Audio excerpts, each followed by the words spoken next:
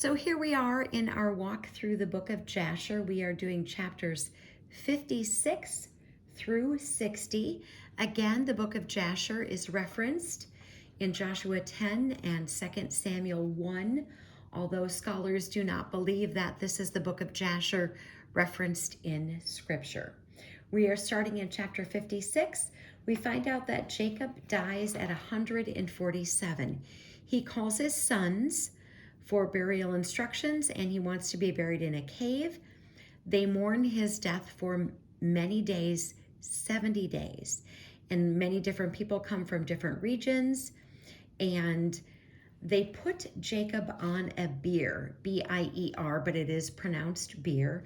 And so I looked it up. What is that? It is a movable frame of which they place a body or the coffin to carry the body or the coffin to the grave. So Jacob is on this bier. They put on him a golden crown, and they also give him a golden scepter in his hand. And so he lays on top of this. The bier is pure gold.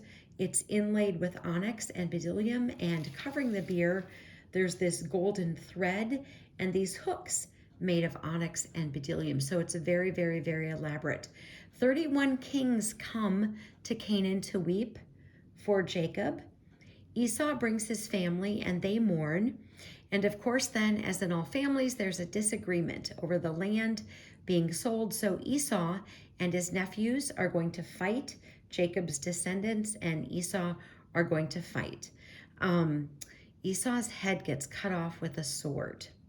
And Jacob ends up being buried in Machpelah, Machpelah. But Esau, he's not buried yet, but his head is buried at the battle site, and his body goes to Seir. We're in chapter 57, and there's more fighting. Esau's children take the children of Seir, and they kill a bunch of people, and they take the land. And then they decide that they don't want a king from amongst them, so they crown Bela their king. They give him gold and jewels, and he will reign for 30 years. In chapter 58, Joseph is 71, and Pharaoh is going to die. So Pharaoh has a son whose name is Magron, M-A-G-R-O-N, and he says, Magron, you should be under the care of Joseph and Joseph's counsel. So Magron is 41 when he becomes king. He will reign for 40 years. And so now going forward, when we're talking about Pharaoh, it's not the original Pharaoh, it's Magron, his son. But it tells us that Joseph is very successful in counseling him and in guiding him. The Lord gives Joseph additional wisdom and hope and honor, glory and love from the Egyptians and the others. And the people now are dwelling isn't a word. I had dwelt. The people are dwelling very securely. But then the people of Esau and the children of the east and their king Bela, they're all given over to the hand of Joseph.